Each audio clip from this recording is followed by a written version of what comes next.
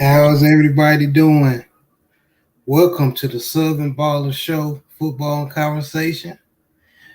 Shout out to the mighty LDBC. I have here Coach 67 Sports TV, my trusty co-host. What's going on, Coach? All is well, bro. What's good with you? I'm blessed. I can't complain, man. I really can't complain at all. Nobody will listen. Yeah.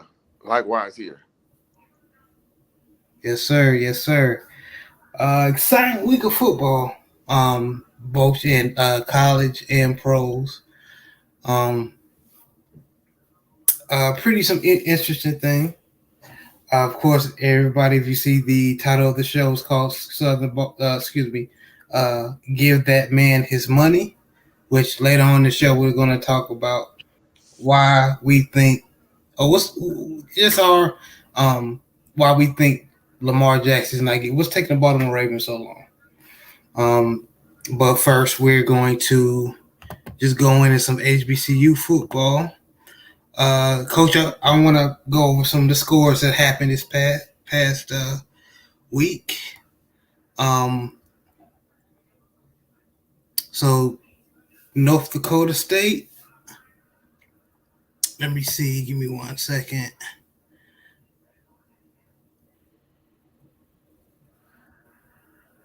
So James Madison beat the brakes off Norfolk State 63-7.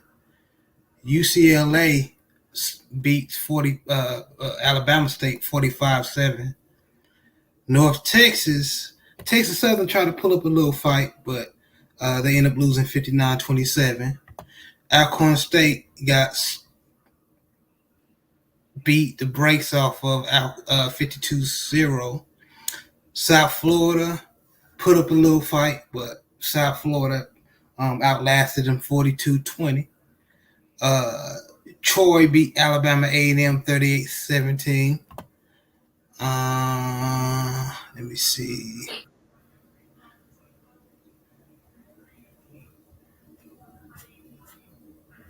One second.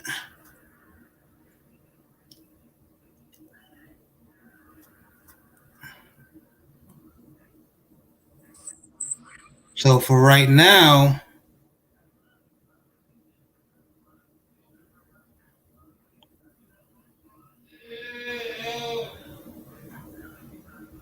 Jackson State still undefeated. Aren't they 3-0, 2-0? 3-0. 3-0 now. They're 3-0. They just beat Grambling. Grambling did put up a fight, but after Coach Prime gave a passionate speech, but I'm sure it wasn't really that passionate. It was mainly getting in their backside. Uh, uh, they just the second half, Coach. I mean, it was a different Jackson State because the first half. I don't know if you watched the game. The first half, it seemed like Grambling belonged on the field with Jackson State, but like I said, after Coach Prime said what he said to his team, they played like it was like they was the superior team. Yeah, bro. I caught like one of my coaching friends sent me the link, and it was pretty competitive like the first half, and then the second half, like the more I watched, the more Jackson State just started to just dominate Grambling, and then I was like, man, this point I didn't want to see anymore. I watched as much as I could until it was time for Southern and Texas Southern to play. And at Right, that point, I just switched games, and I'm like, okay, I've seen enough. I mean, nothing more to watch at this point. right. Um, uh, North Carolina Central did a great job of beating New Hampshire That was a good competitive game until the fourth quarter. North Carolina Central, with their quarterback, they couldn't stop him as far as him um, running the ball. At this point, it's obvious that North Carolina Central, they are the class of the MEAC conference. I mean, at this point in the season, they 3-0, they undefeated. In that conference, they are the just like J State is the team to beat in the SWAC. North Carolina Central is the team to beat in the MEAC. So thus far, I mean that's what it's looking like. Yes, sir. Davius Richard, that's his name. David, the quarterback, number 11. He did his thing. 194-yard, uh, 18 completions, 27 attempts, 194 yards in the air, 2 touchdowns. And then he hit the ground running with 16 carries, 140 yards, 8.8 yards a carry average, and 1 yard touchdown. So he ate against his defense, his New Hampshire defense.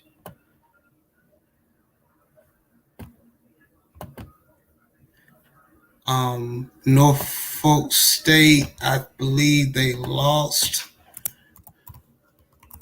Yeah, they did.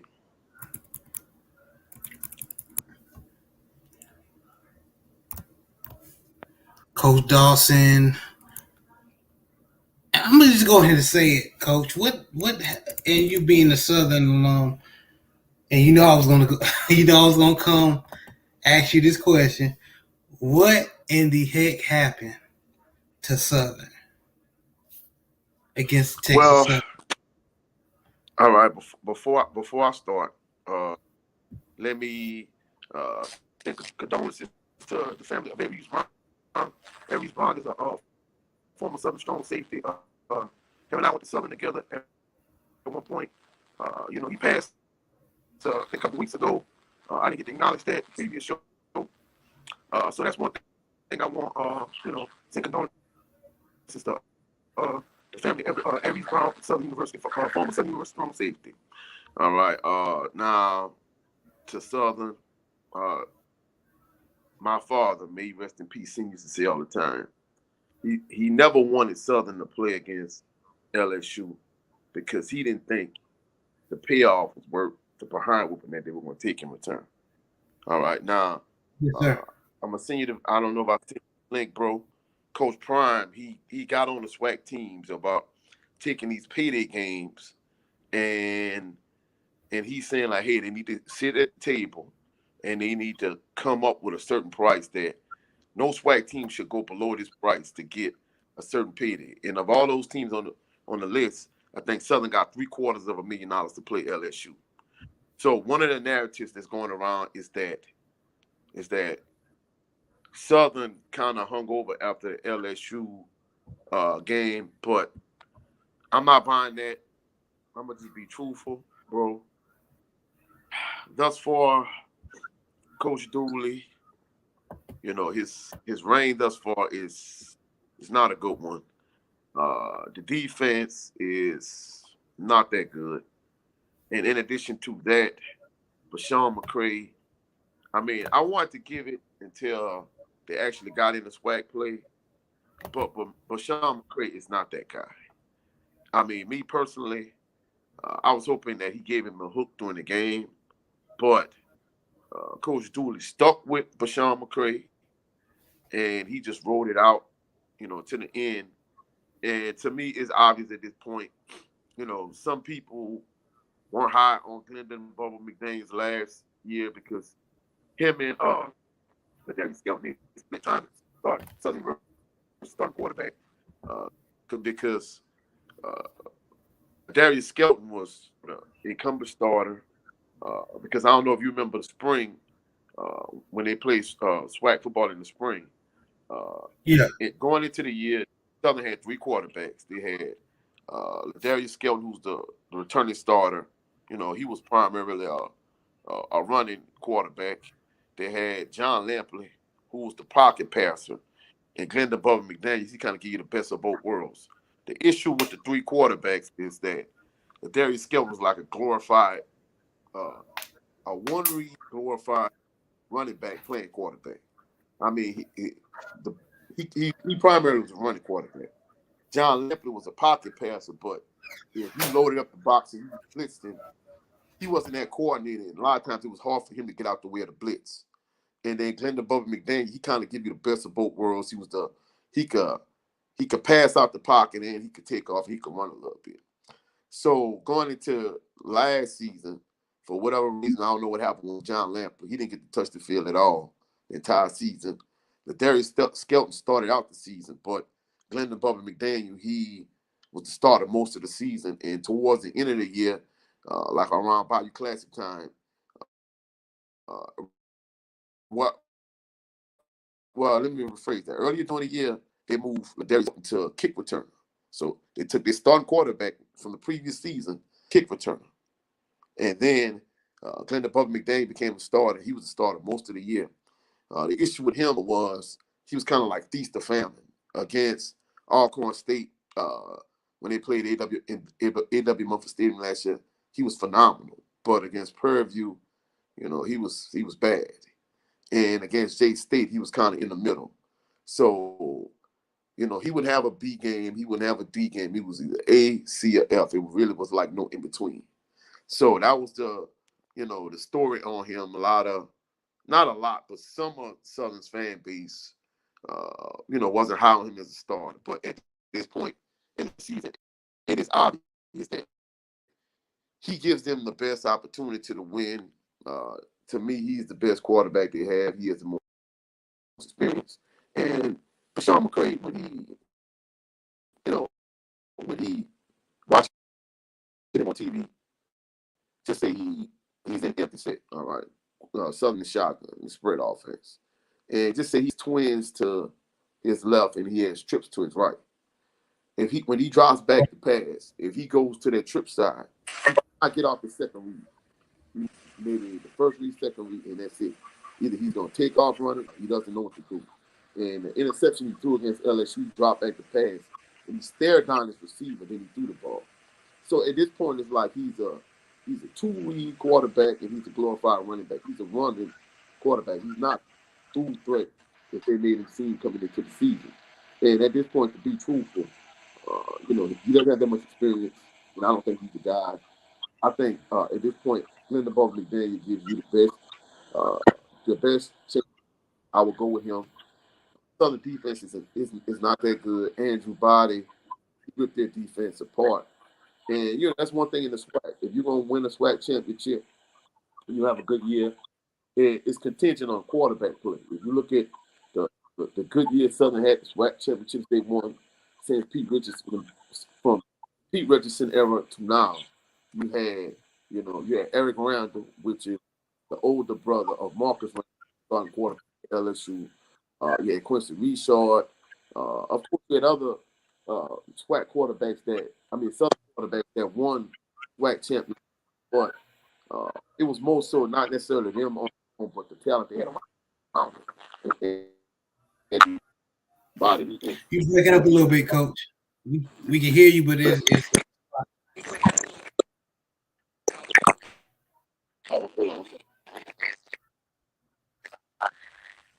Can you hear me now, bro? Yeah, I can hear you now. Can you hear me now, bro? Yeah, I can hear you. Well, I think Andrew Body. Hold on 1 second. No problem. Can you hear me now, bro? Yes, sir. You can hear me? Yes, sir. All right. But like I was saying about Andrew Body is he's a good quarterback. And he ripped Southern apart. He wasn't phenomenal, but he was good. He's a good quarterback. And even though he's just a sophomore, he played well. Southern defense is not that good. And here in Jaguar land, we got a lot of people already that saying, hey, they think Coach Eric made a mistake. Him being an assistant coach under Pete Richardson isn't the same as being Pete Richardson. If that statement makes sense. So it's like it's a lot of people. I hate to say it already. They were like, "Hey, man, we think this is a mistake." Me personally, I think it's too early, to go that route. But it's kind of like, I don't know if you remember when I told you this last week.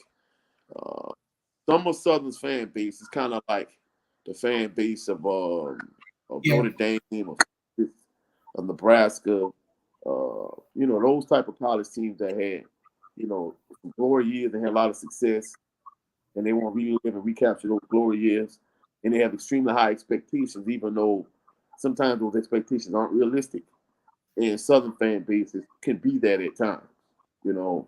And I think the biggest takeaway from the game against Texas Southern is the fact that some of the fan base is starting to get pretty restless already with Coach Dooley. The thing that he had over Jason Rollins last year, the fact that Jason Rollins was just interim head coach, and Coach Dooley, he had, of course, he was in Fairview. He was at Grambling, he coached under Pete Richardson during Pete Richardson's heyday, and he had security as the head coach now because they invested, a lot of money in him, so he has security. And in addition to that, I think it's kind of trust the process. But it's kind of like a situation where you have to kind of be careful what you wish for, because some of these things, they weren't high on Dawson.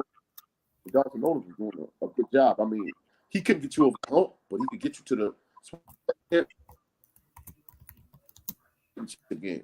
Well, hey, he could get you to the championship game, but he came to the big game. But now you're not even at that point. I think one of Coach Dooley's selling point is the fact that he's a. So it's going to take time, really to get his players in, fit his system.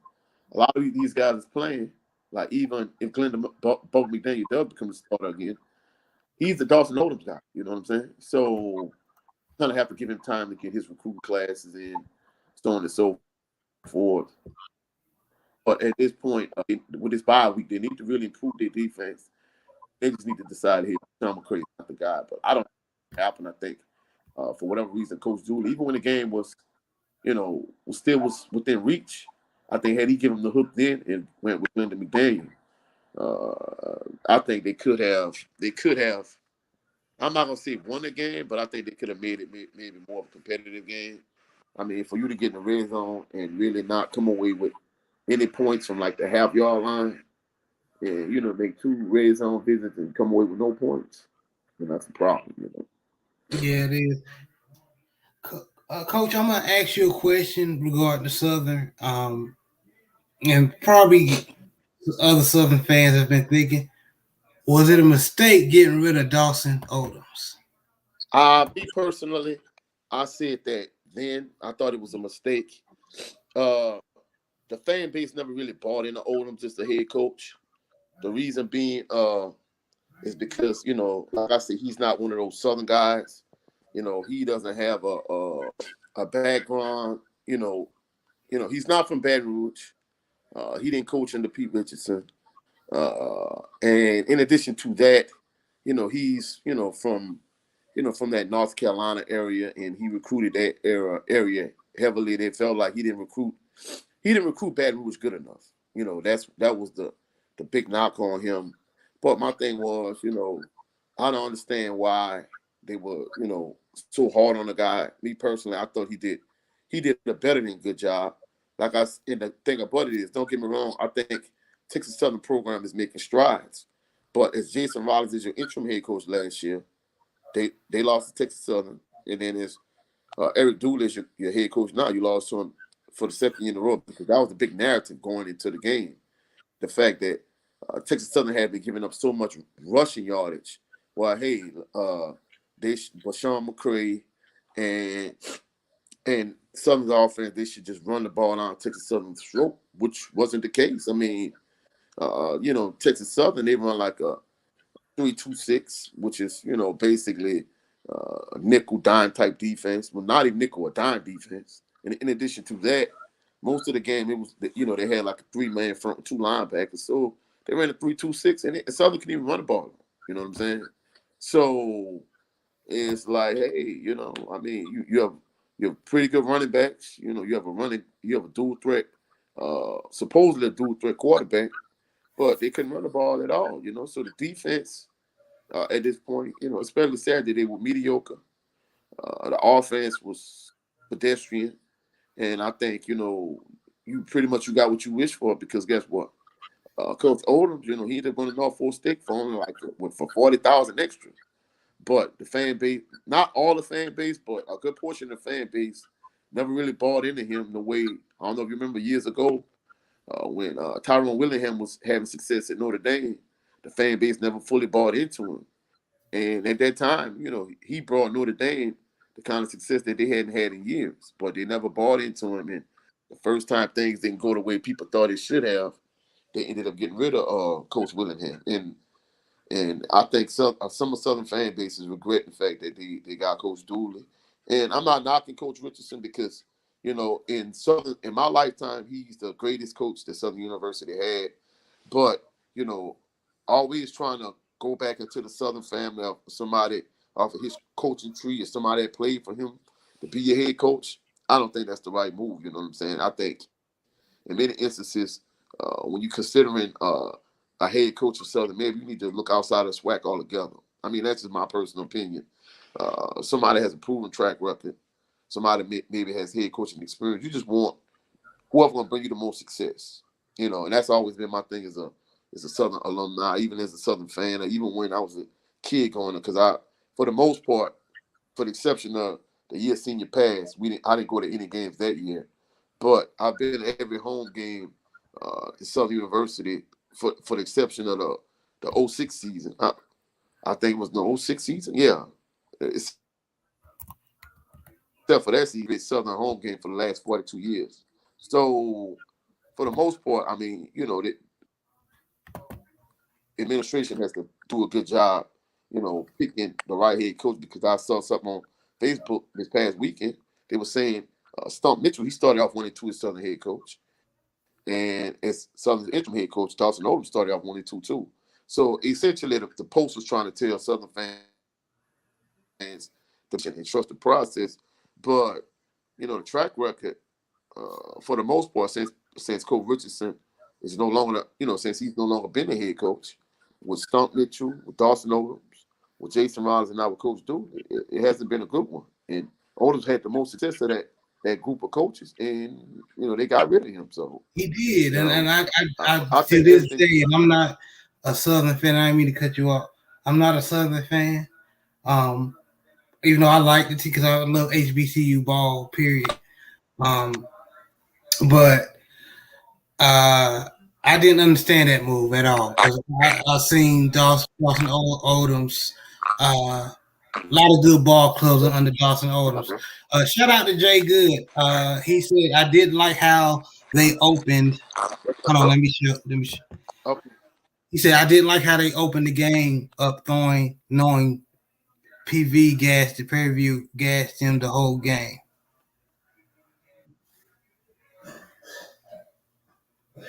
Yeah, I mean that was my thing. My thing was, I would have came out not just try to pound the rock. To me, they didn't run the ball. They weren't effective in the running game, but I don't think they really stuck with it as much as I would have liked. And in addition to that, when they did run the ball, it seemed like they just had Bashawn McCray run the ball entirely too much for me.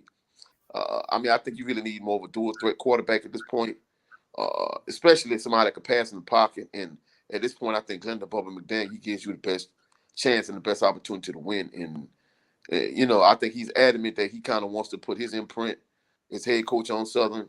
So I think he's going to stick with Bashawn McCray. And I think if he does that, that's a mistake. I mean, don't get me wrong, maybe down the line, because at one point, when Quincy Reshaw was the starting quarterback at Southern, I'm like, man, as a sophomore, I knew he was green. He was kind of feeling his way. But his junior year, he was terrible. But the entire year, Coach Richardson was like, oh, he's been hurt.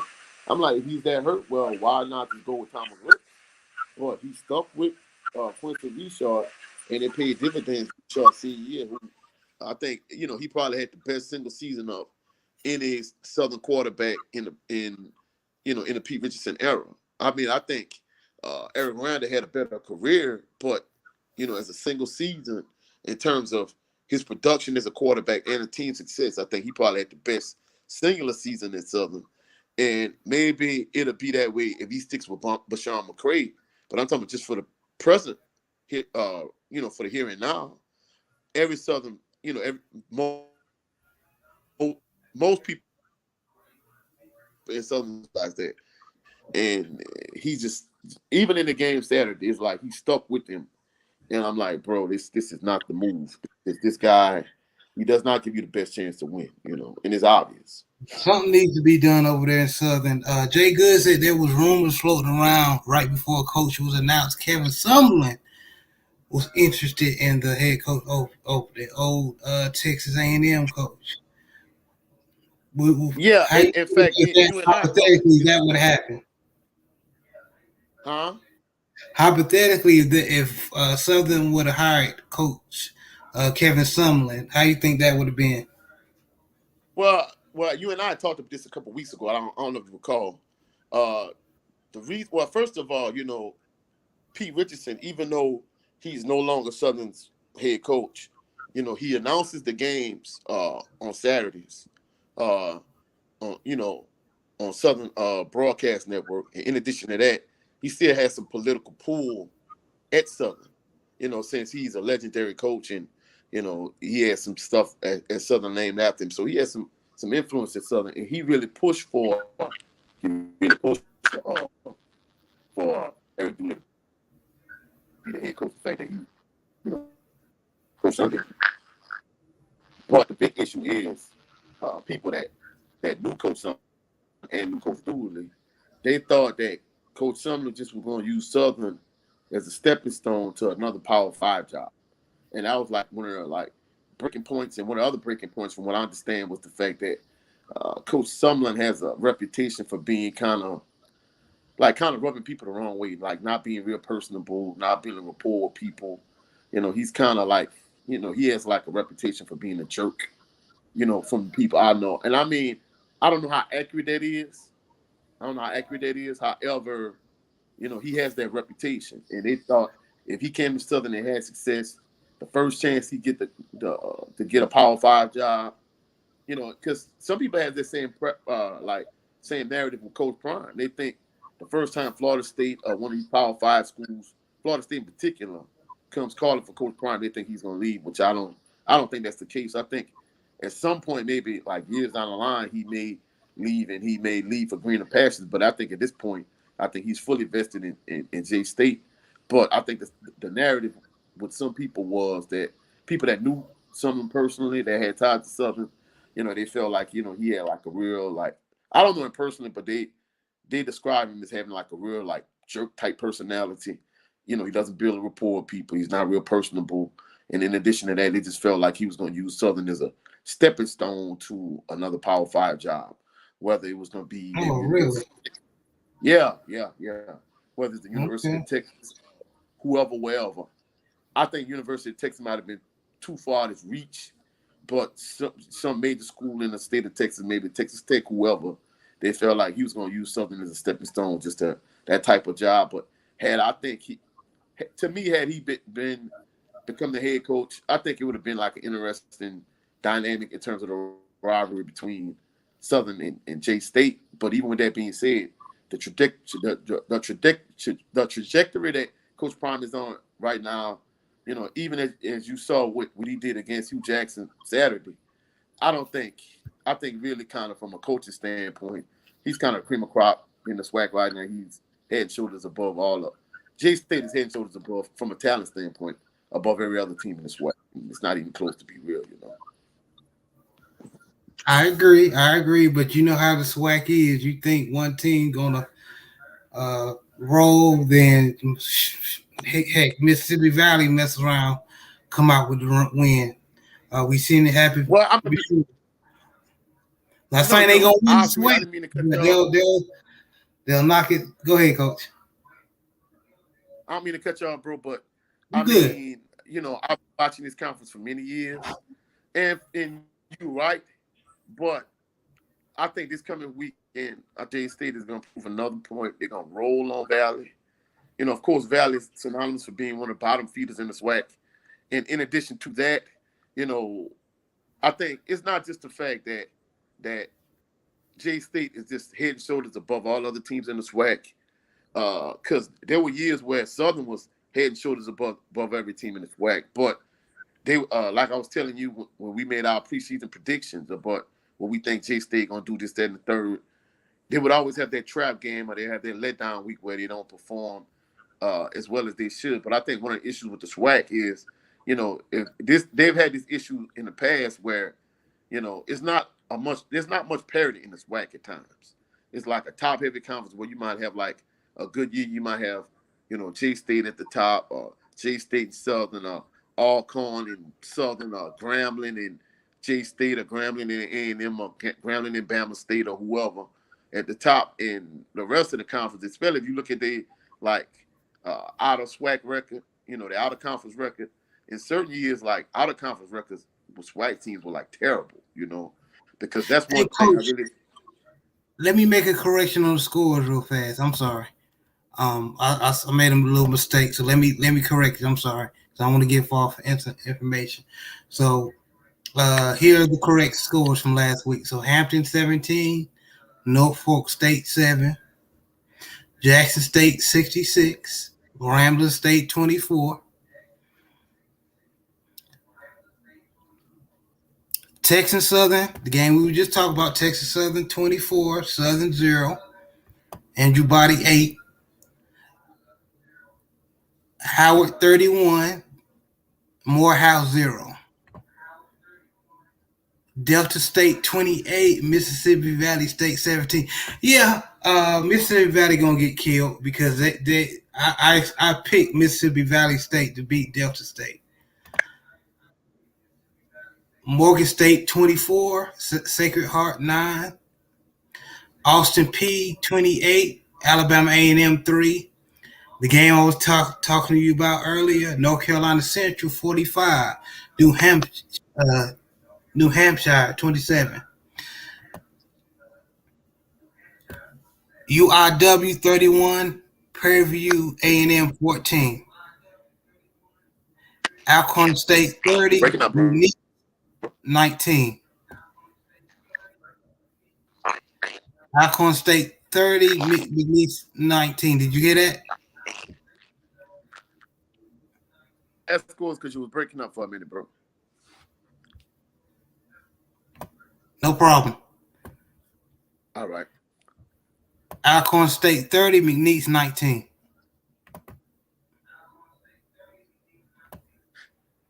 Yeah, I was happy that Alcorn State beat McNeese because Southern, I mean, not just Southern, but SWAC teams over the years, they've struggled against certain points. They struggled against Southern Conference teams.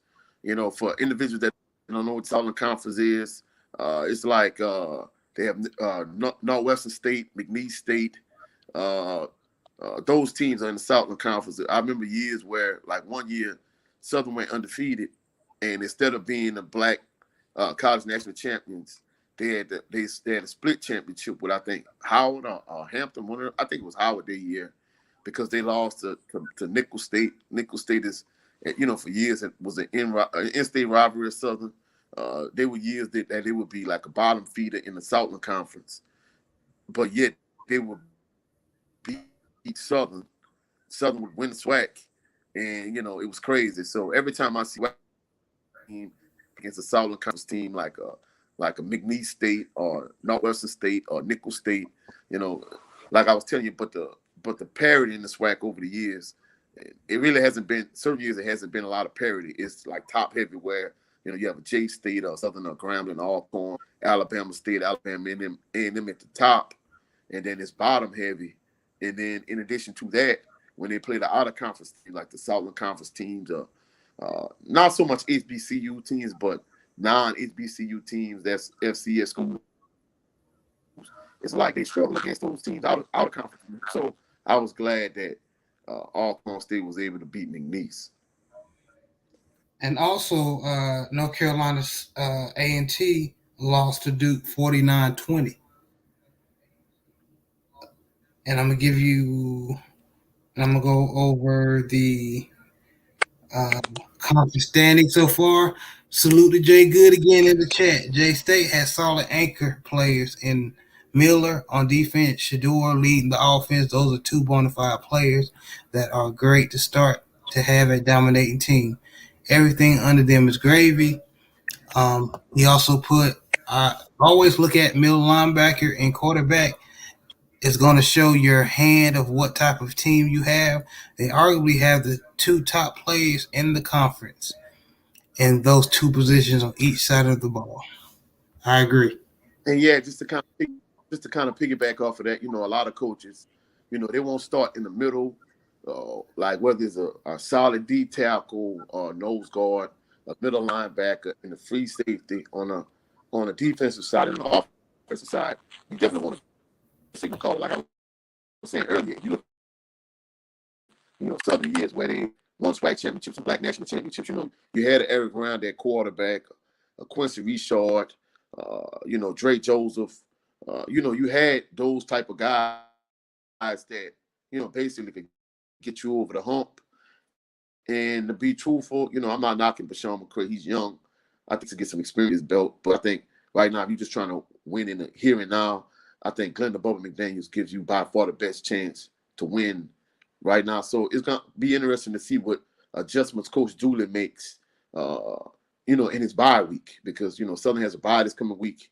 But he's going to need to make some major adjustments because the defense didn't look that great. Andrew Body shredded them.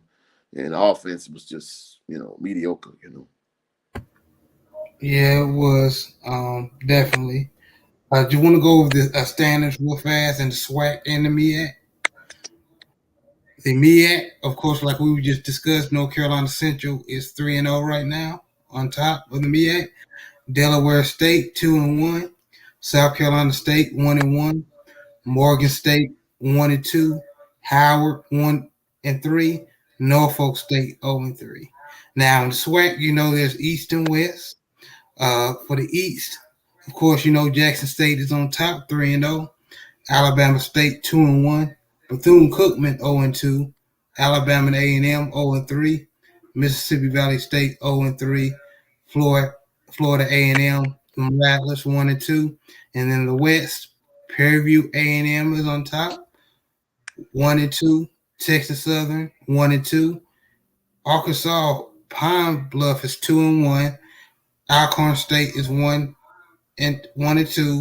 Southern is 1-2, and lastly, Grambling State is 1-2. So the West is wonky right now, even though Arkansas Pine Bluff is 2-1. I guess they didn't beat any conference teams yet, so that's why they're only in third place. Yeah, I don't think they interconference play yet. It's going to kind of be interesting to see who emerges out the West. It's still early.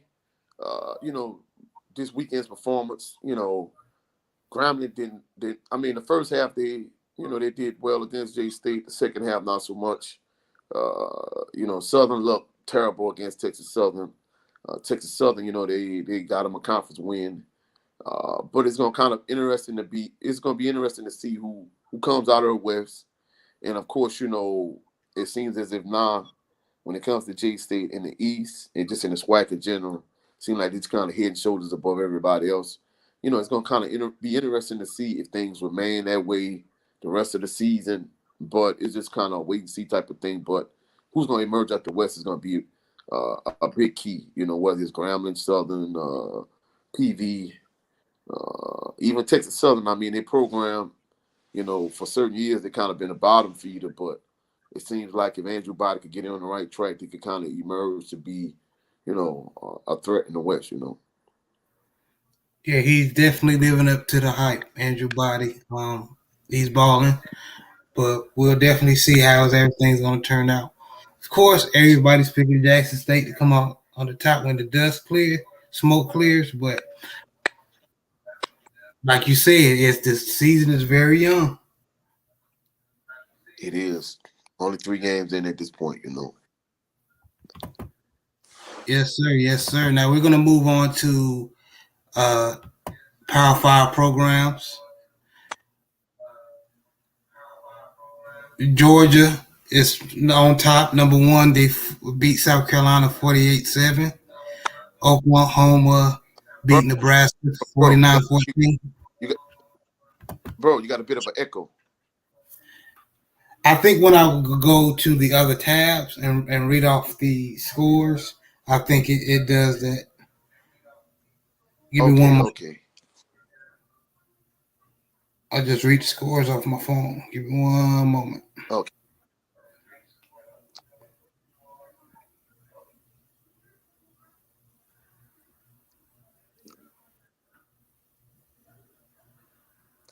There we go. So my apologies. Like I was saying, Oklahoma beat Nebraska 49-14. They're number 6 in the nation. Youngstown State got skunked by Kentucky 31-0. Baylor beat Texas State 42-7. Baylor is number 17 in the nation right now. If you didn't hear me, I said Georgia is number 1 in the nation. They beat South Carolina 48-7. I don't know what's going on with that Spencer Rattler kid, but he's not like 2 seasons ago, he was a Heisman hopeful, and now he's like balling like trash now. But I don't know what's going on with him. But anyway, Michigan beat the brakes off of Connecticut, UConn 59-0. Auburn fell to Penn State 41-12. They're number 14. BYU lost to Oregon. Oregon is number 41. BYU is number 19. I'm sure that will change now since BYU lost. Mississippi, Ole Miss they skunked Georgia Tech 42-0. Ole Miss is number 16 in the nation. We all knew this was going to happen. LA Monroe Warhawks got the break beat off from 63-7. Alabama's number 2 on the Georgia. Breaking up, bro. Breaking up. Can you hear me now? All right, you good. You good. Okay. Yeah, I can hear you now. Wake Forest is number 21 in the nation. They lost to Liberty 37-36.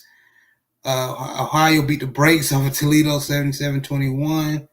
Tennessee beat Akron 63-6. North Carolina State, Wolfpack beat Texas Tech 27-14. And they're currently number 12 in the nation. Florida beat they barely beat Southern USF, Southern Florida, 31-28. And Pittsburgh bested Western Michigan 34-13. Pittsburgh number 24 in the nation. I know Junior Truth happy about that. Michigan State lost to Washington 39-28.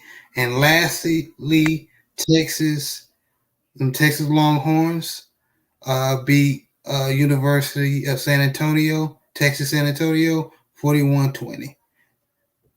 And Clemson beat LA Tech, which we all know was going to win. So as far as in Power 5 ball, who are you impressed with, Coach? I was impressed with Georgia. I was watching that game this weekend. They defended national champs. That was my expectation for them to do what they did. I watched a little bit of Ole Miss and Georgia Tech game, and of course, neither of those games were competitive. It was crazy because, prior to me watching Texas, Southern, like none of those games I was watching, none of them were competitive, and I'm like, oh my goodness, like all of these games were blowouts. Georgia was blowing out, winning their game by a landslide. Ole Miss was smacking Georgia Tech. So it was just crazy in terms of all the games that I just happened to turn on before Southern and Texas Southern. They were all blowouts. It was crazy. Yeah, Georgia definitely look impressive again. You think they're going to stay number 1 I know it's early, but just your hypothesis. I, Educated guess. I, you know, I think they're gonna when the dust settles. I think they're gonna be, standing above the other teams in the SEC. But the problem with the SEC is, it's a meat grind in terms of, level of competition you got to face week in and week out.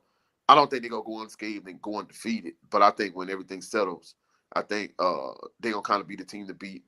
Alabama has been looking a little shaky, the first few weeks of the season. They struggled to beat the University of Texas. So I think, not this past week, but, the week prior to that.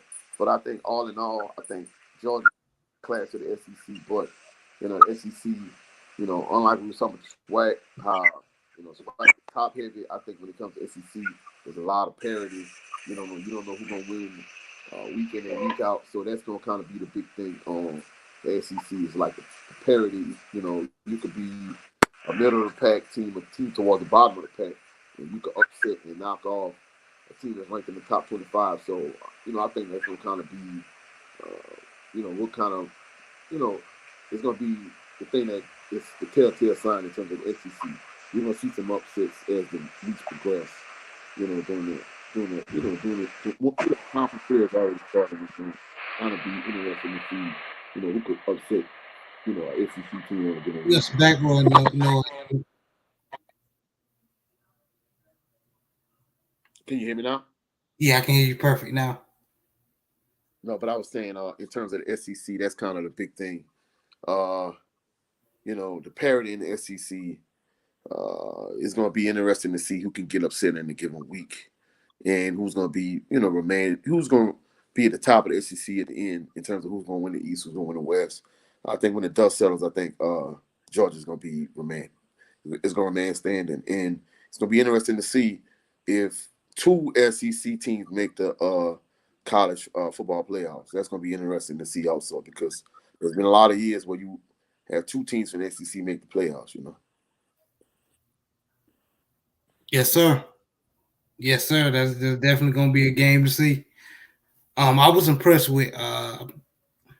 I just like that white running back Clemson got, Will Shipley. If he can stay healthy, I can think he'd be one of the best running backs in the country. I'm not just saying that because he's from North Carolina. He balling right now. I think he's that quarterback. I'm going.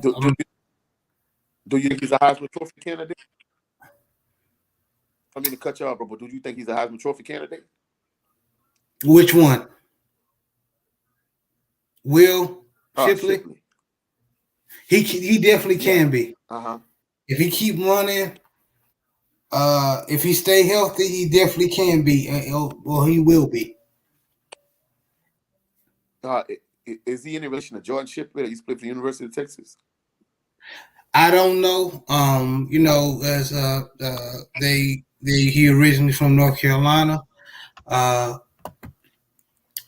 So I don't know if I know the Shipleys you're talking about is from Texas, Jordan Shipley. Texas, yeah. And Will Shipley's from Matthews, North Carolina. He went to Weddington High School, powerhouse down there by Charlotte, over by Matthews, North Carolina. But yeah, he's definitely Clemson might, if Clemson is one of the teams you have to keep your foot on their neck, or they might sneak up and surprise people. But am I expecting them to be at Alabama or Georgia? No. But I just like how I'm impressed with Clemson as far as compared to how they were looking last season.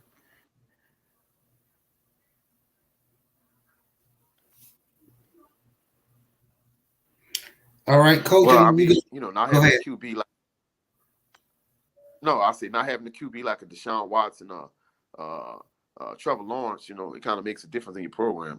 Having that quarterback makes a huge difference. It does. It does.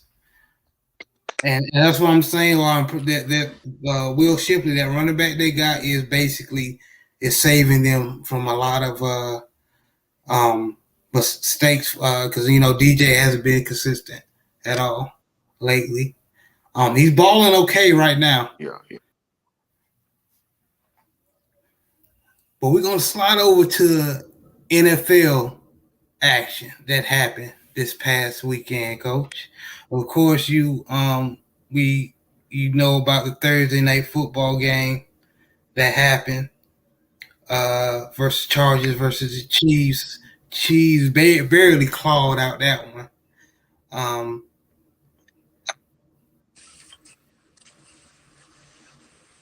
And Mahomes being Mahomes, but I'm not gonna lie, Coach. He do got, but I can tell the difference based on versus him having the cheetah versus now. Yeah. I mean, hey, Tyreek Hill, he made life much easier for Pat Mahomes. Yes, sir. I don't think in the clutch, Miko Hartman and of course Travis Kelce gonna get his. There's no question.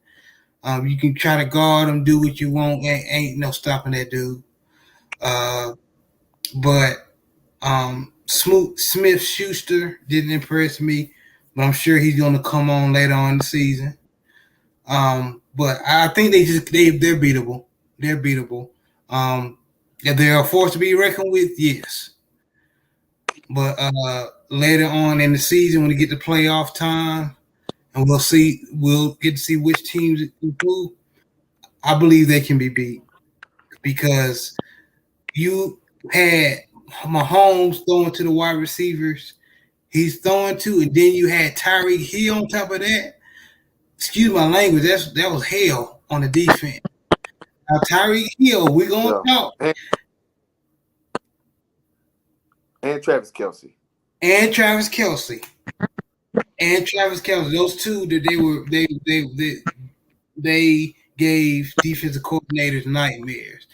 Now we're gonna talk about we're gonna talk about my Baltimore Ravens and how Tyreek Hill and Waddle surgically dismantled my Baltimore Raven defense. We're gonna talk about that later. So, Coach, save your thoughts, because I know you want to talk about that. But save your thoughts. We'll get to it.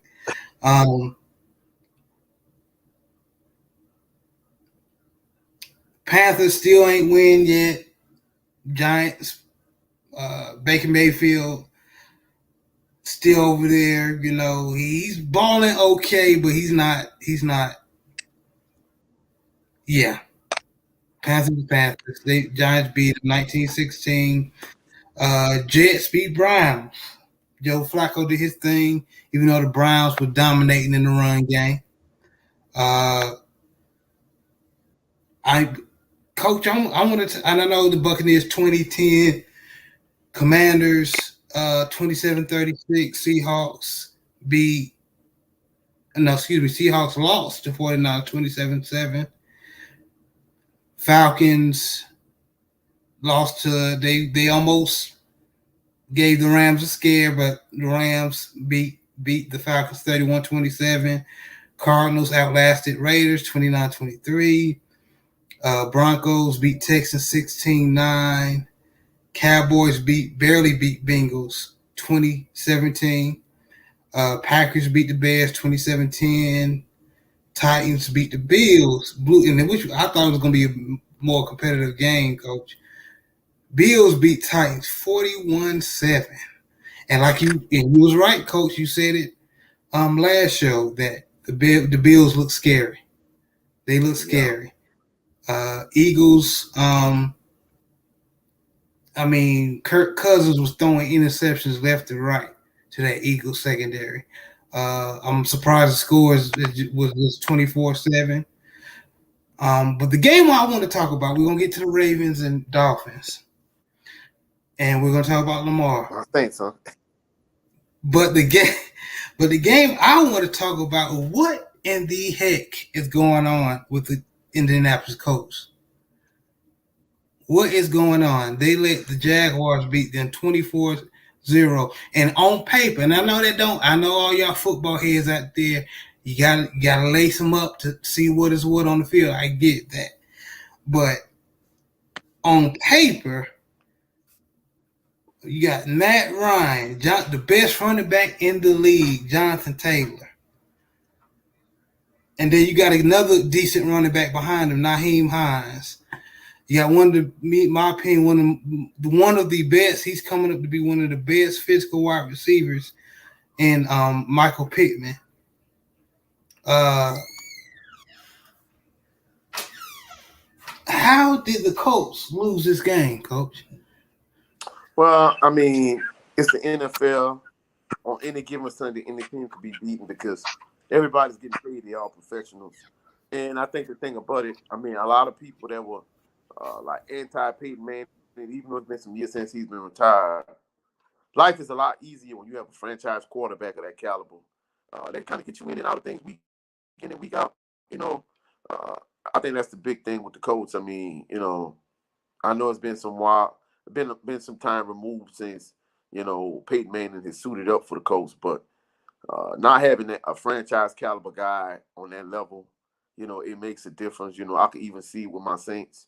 I think Jameis Winston is good enough to get them to the playoffs, but not having like an elite, like top 3 caliber quarterback, top 4, top 5, top 10 all time, not having that guy, it makes life a little more difficult as a team and as a head coach, And we can even see with the New England Patriots, life is not as easy for Bill Belichick since he no longer has Tom Brady.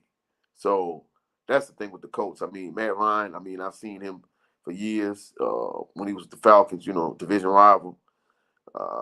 He's a good, decent, serviceable NFL starting quarterback. If you had to give him a grade, I'll give him a B- as with his time with the Falcons. But at the end of the day, I don't think he's a franchise caliber guy in terms of, being on a level of a Peyton Manning type guy. So I think that's the difference now, no matter who they've had, to be the starting quarterback for the Colts, kind of all uphill in comparison to Peyton Manning. And I think that's the thing you're seeing right now,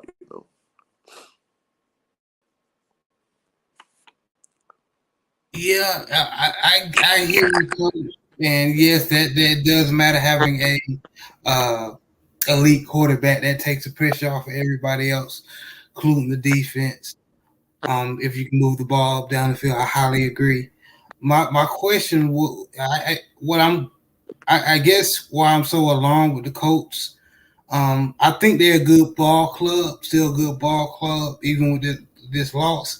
But the issue may be the coaching, because listen to this, Coach, and I don't think Jonathan Taylor was hurt.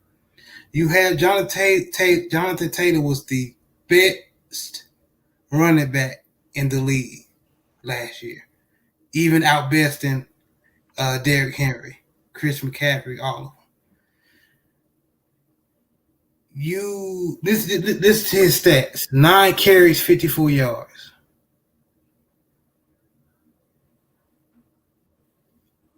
Yeah, I hear what you're saying. I know we've transitioned from swag, but swag fans could say Southern fans could say the same thing about Sims. I think if you got a good back, you just won't get him as many touches as you can get him. So they definitely stick with the running game. It's obvious, but still in all, even not running the ball as much as you could, having a franchise caliber QB could kind of make up for, you're not running the ball as much as you should, And of course, I know some detractors going to be like, well, hey, if you got a guy like Peyton Manning, you're probably going to throw the ball 50 times a game as opposed to maybe having 25 runs and 25 passes, maybe having more of a balanced attack. But still in all, having that franchise caliber guy, it can kind of make up for a lot that ails you as a team,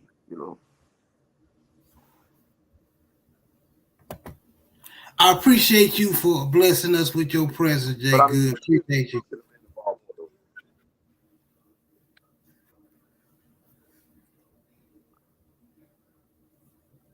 Go ahead, Coach. I'm But sorry. yeah, but like I was saying, he clearly should have ran the ball more, though, without question. Definitely. I understand it's an NFL defense, no matter. And plus, we don't know what what type of team the Jaguars are. They could be the bottom barrel. They could resurrect, resurrect from last year. But still, I thought the Colts was going to put up a better fight than that. And it's the same team that knocked them out the playoffs last year. So I don't know. Maybe the Jaguars just have the Colts number, and we even see it with boxing. Some fighters just have certain fighters number. Yeah.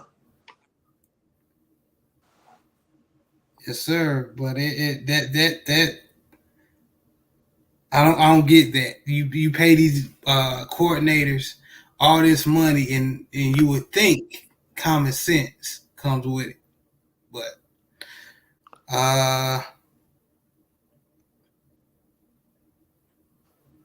now what I'm dreading to talk about, but I have to. The Baltimore Ravens versus the Miami Dolphins. It was all on Sports Center. All the coons and ESPN was talking about it.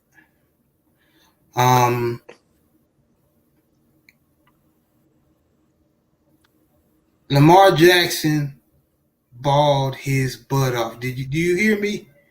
He balled his butt off through the air,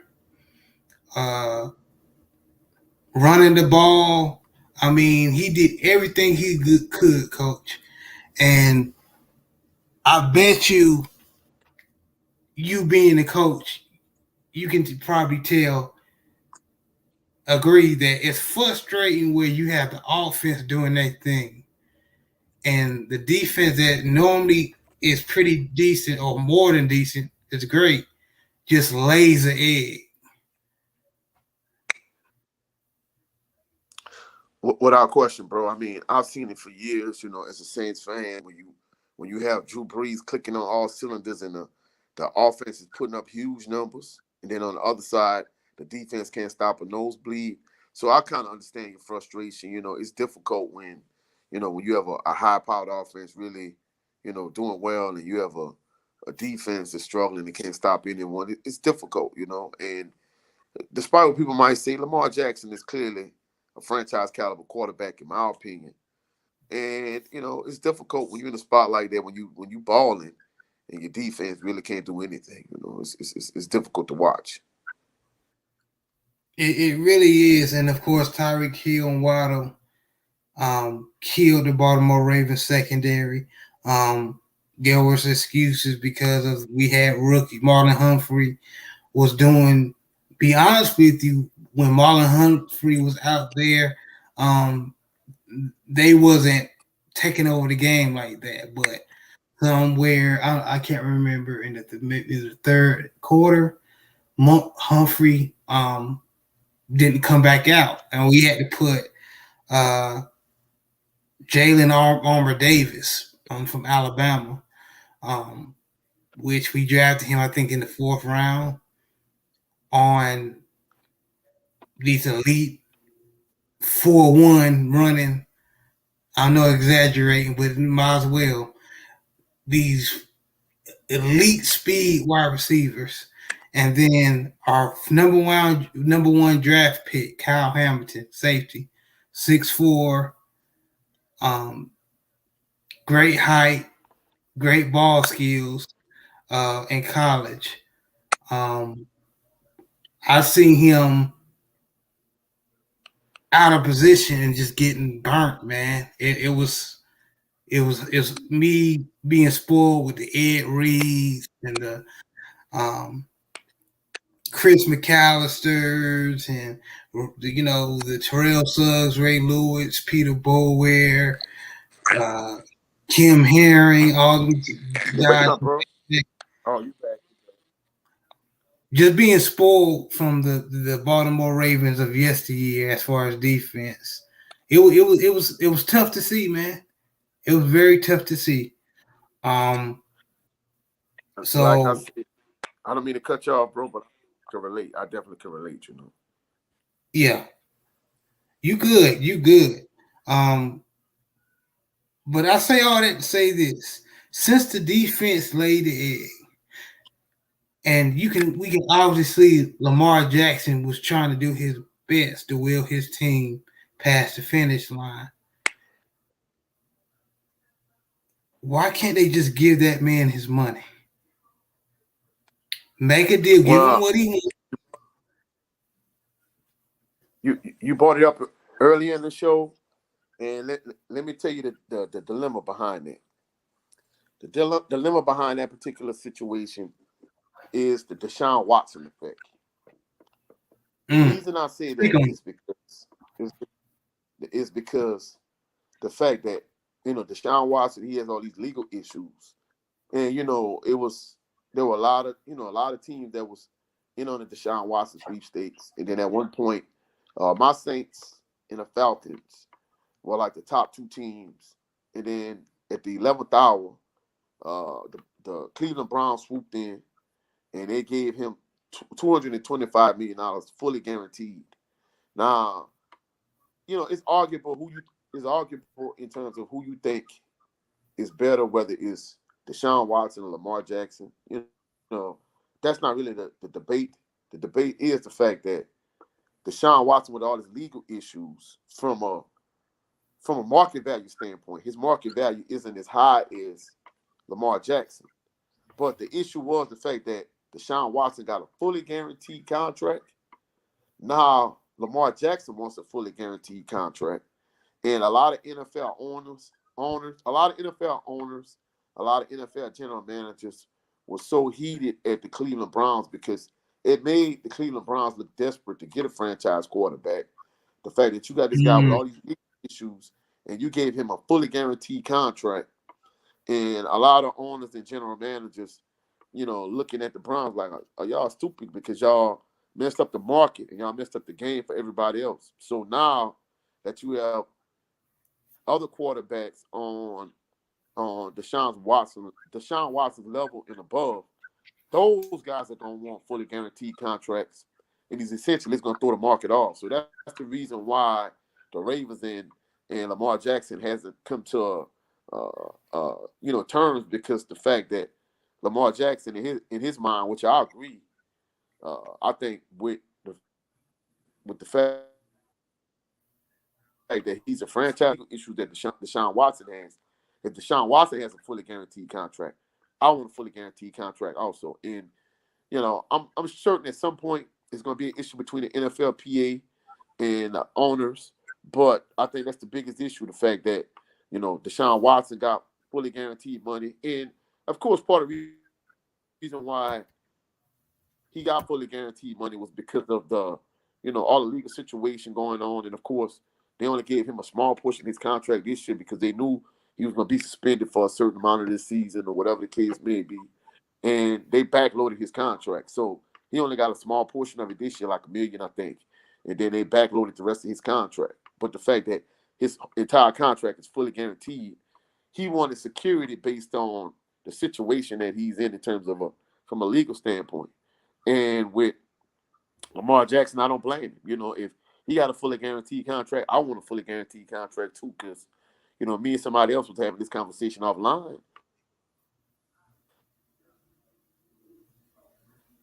You know what? I didn't really even take. I'm like, Go ahead, Coach. Say that again. I didn't even really think of it like that. Like how you broke it down. You compared the Deshaun Watson situation, how that could play a big effect on Lamar Jackson's decision making. It's just I don't want it to end up we not signing Lamar and he's going with another team. And I ain't gonna lie, that will cause a big eruption with Baltimore Raven fans. Because right now, I'm gonna be honest with you, it's like a little civil war in Baltimore Ravens fans because a lot of them are, just being honest, older. The older racist white people don't really care about Lamar Jackson. Just being real, he's a black quarterback. But the newer fans, the younger fans, who watch the Joe Flacco's, watch the Kyle Bowlers and all that, no matter what color, black, white, we love them. You're breaking up. Can you hear me now? Yeah, I can hear you now. In his situation, it's not so much the fact that he's a franchise quarterback or not, but it's the fact that Deshaun Watson's situation has messed up the market for franchise caliber quarterback, and he wants his contract fully guaranteed. And the thing about Ravens fan being concerned that he's gonna leave.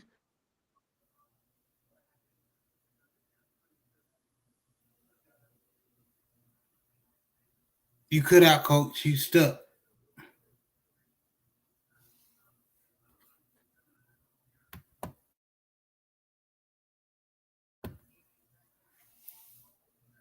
Yeah, Coach, you stuck, man.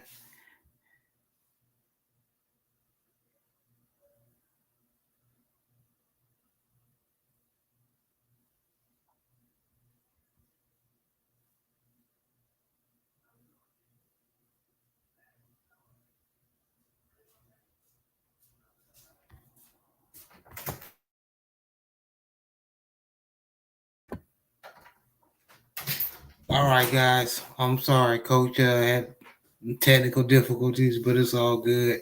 But like I was saying, if we lose Lamar Jackson, as far as regarding the Baltimore Ravens, I'm really gonna be feeling some type of way, and it's not just me. It's every Baltimore Raven fan that loves Lamar, because our franchise really doesn't have are used to great elite quarterbacks like Lamar Jackson. And plus, he's a brother.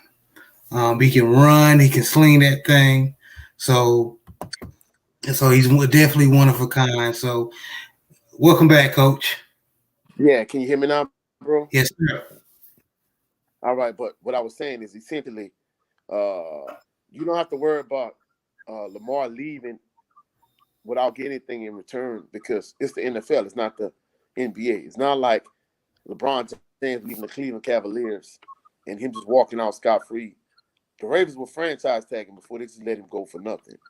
So I think the issue is going to be, you coming to terms on a contract that satisfies both sides. Of course, Lamar wants as much of that money guaranteed. If he get the entire contract fully guaranteed, that's what he's going to push for, because, what Deshaun Watson getting the money he got is, it resets the market. But the Ravens and all the other teams in the NFL, they're going to push against that, especially those owners, because they don't want fully guaranteed contracts like the NBA, like Major League Baseball, like a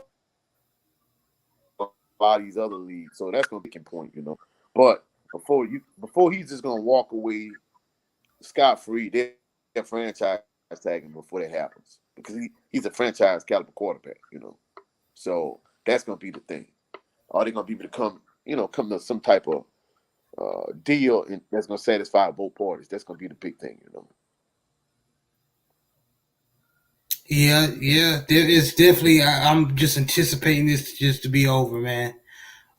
Trust me, a lot of, including me and other Raven fans, are on edge of our seats of seeing how this situation is going to definitely conclude. Coming up week 3, Coach, we got the Steelers versus the Browns. I'm picking, hopefully the Browns win, but I don't know. Bills, this is going to be a good one, I'm going to go Coach. with the Browns also. Me too. I got another good one, Coach. Bills versus, how the Bills been playing. Bills versus Dolphins. I'm going to take the Bills in that one.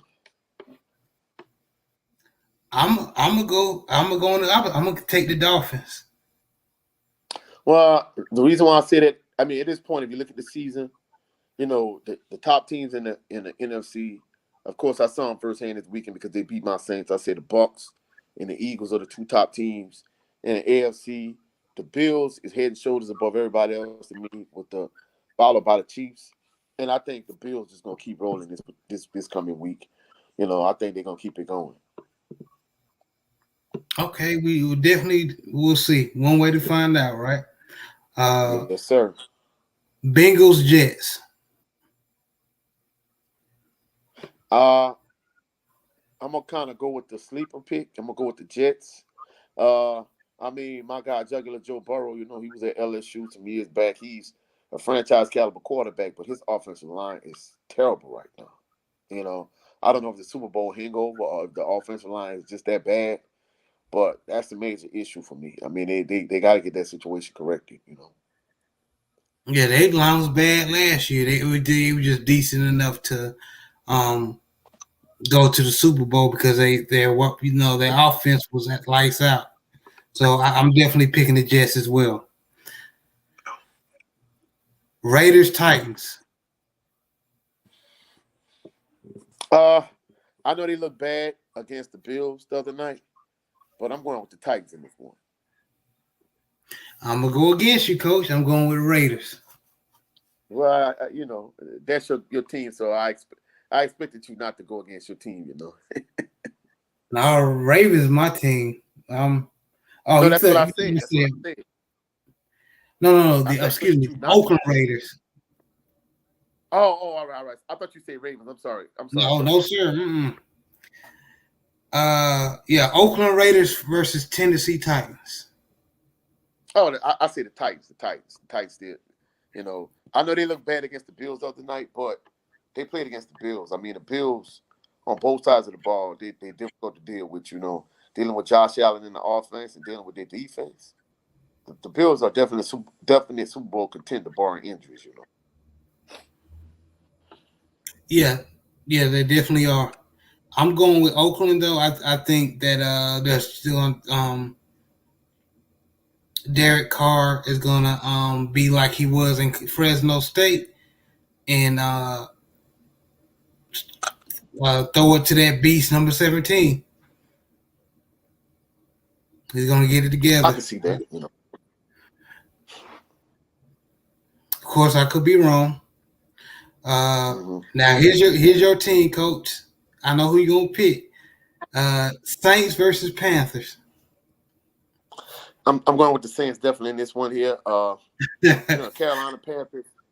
They got Baker Mayfield now, but thus far they're not that good of a team. But the issue in this particular one for the Saints is the fact that this is a division rival.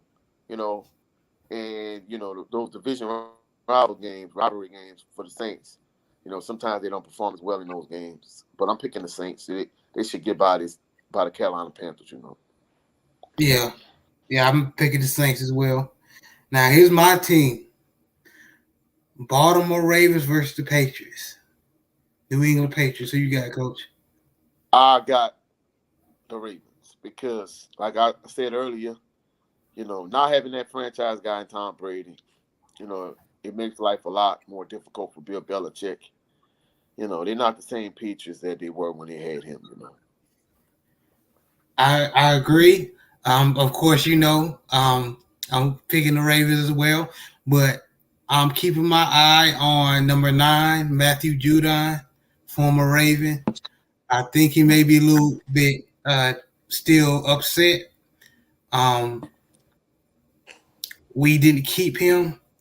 The guy that's supposed to be replacing him hasn't panned out yet, and that's Adafe Owe. So Matt Judon's going to be looking to show us that,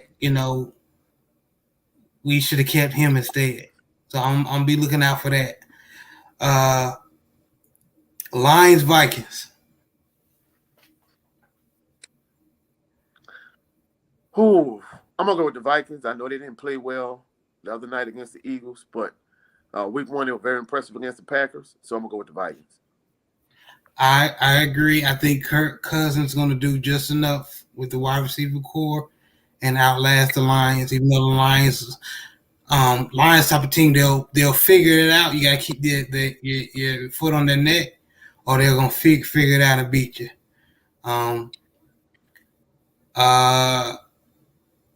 Eagles Commanders. Especially after their performance Monday night, I'm definitely going with the Eagles. I agree. I definitely agree. Chiefs Colts. I think the Colts are going to play much better than you anticipate based on their performance this past weekend, but I'm still going to go with the Chiefs. I agree with you, but I'm going to pick the Colts. I think that because you remember last year the Colts, even with Tyreek Hill, was able to beat the Chiefs. So I believe Indianapolis Colts got something they pissed about last week, and this week they're looking to make the upset, and they're not scared of the Chiefs. So I'm picking the Colts. It's possible, but unless Pat Mahomes has a real off game, I don't see it happening that way, I see what you're saying. And trust me, I am not excusing that Patty Mahomes won't tear up the skies, but I think the Colts can do it. Houston, Texans versus Chicago Bears. Who you got? That's kind of a tough one. I'm gonna go with the Bears in that particular game. I think they should get it done. I got the Bears too. I believe that Fields will do just enough to get. That Houston Texans defense is not that impressive.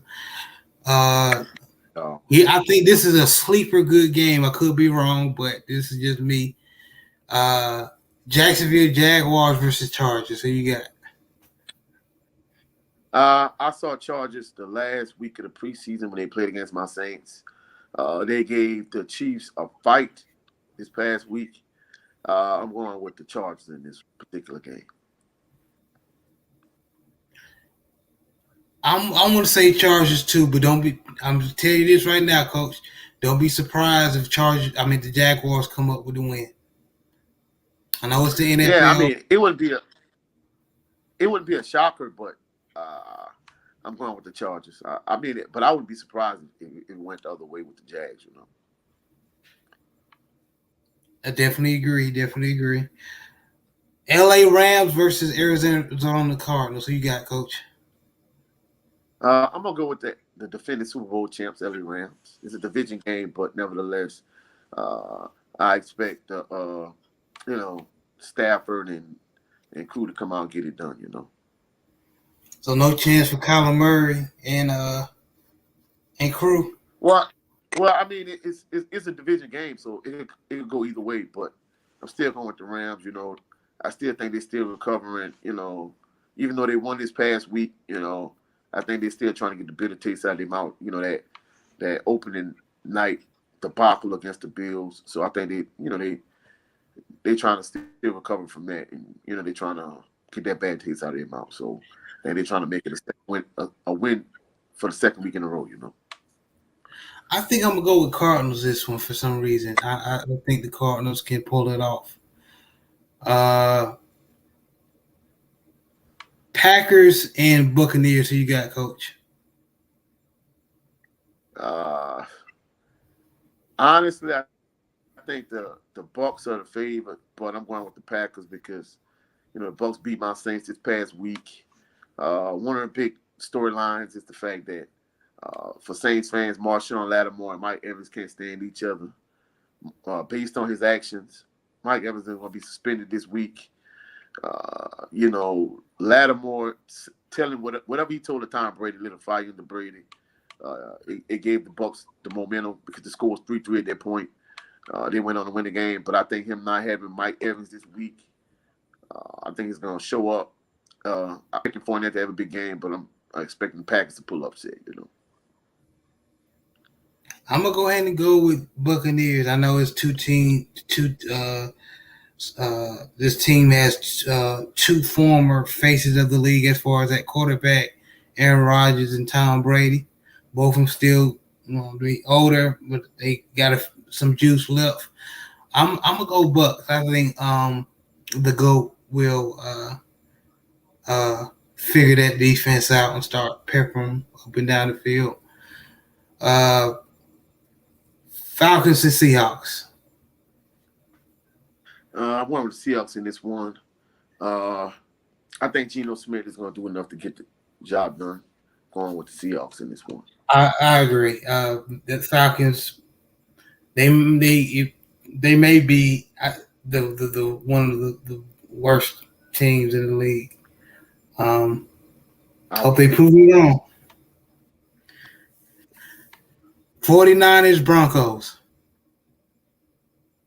I went with the Broncos. I expect the Broncos to kind of keep things. I'm going with the Broncos. Me too. My former North Carolina Tar Heel Javonte Williams is on that squad, so I'm expecting he's gonna eat that defense up. He's gonna eat that defense up, in my opinion. And lastly, Cowboys Giants. Who you got, Coach?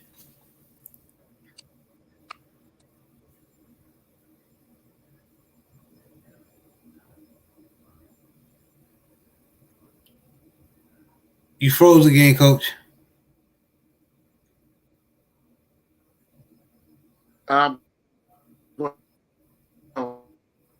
With the Giants. Okay. Them not having Dak Prescott, even though they were able to get by the Bengals, I don't see them beating the Giants. Saquon Barkley seemed like, All right, I'm going with this one. Saquon Barkley seems like he's been. I think the Giants going. Yeah, I'm going with Saquon Barkley too in the Giants. Can you hear me, bro? Yeah, I can hear you now. I can hear you now. I'm going with the Giants as well.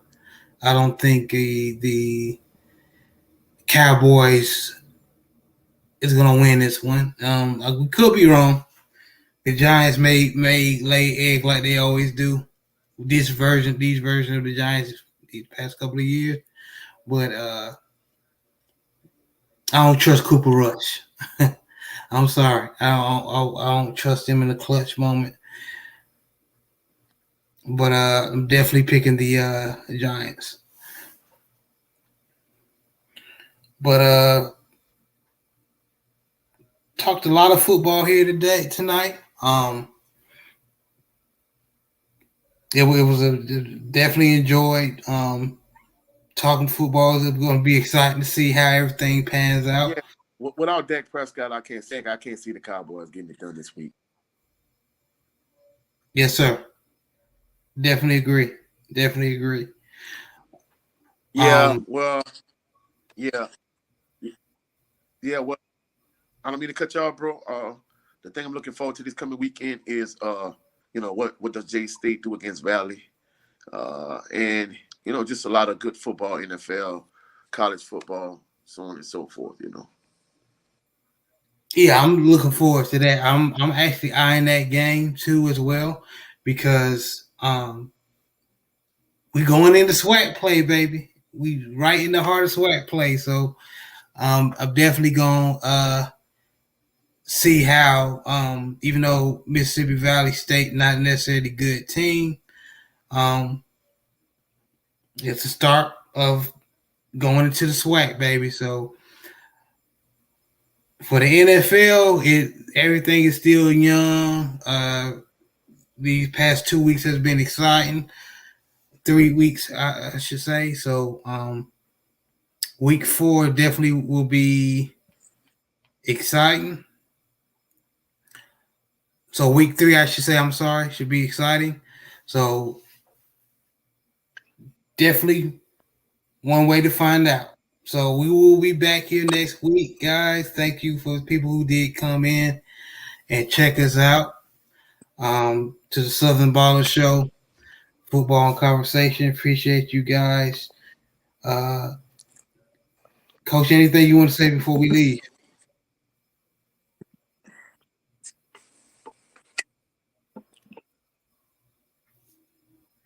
I will Instagram, TikTok, Twitter, and in closing, I want to say salute to the amazing LDBC. Thanks for everybody that joined the show. Anybody that chatted, super chatted, whatever the case may be.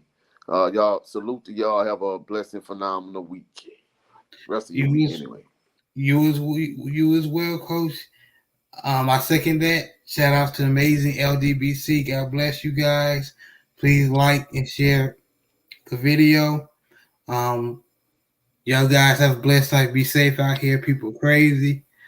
We'll see you next week with another show. Y'all have a good night. All right. Peace, y'all.